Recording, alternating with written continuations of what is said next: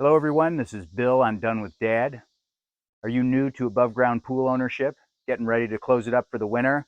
Got the cover on, and then you're stuck with this red cable and this, and wondered, how the heck do I use this? You're not alone. I'm going to show you. Let's find out.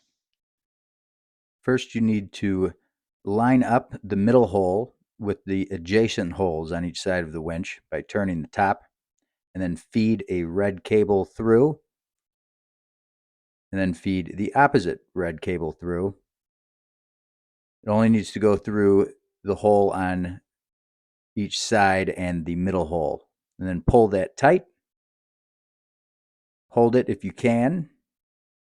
And then start cranking the winch. It should snap into place. These are relatively cheap winches that come with the covers. You might need to push the locking mechanism in with your thumb to hold it in place as you crank it. Here I cranked it pretty tight, and then I walk around the pool and I go check to make sure everything's good and aligned, and then I give it a couple final cranks until it's nice and taut. And that is all you got to do.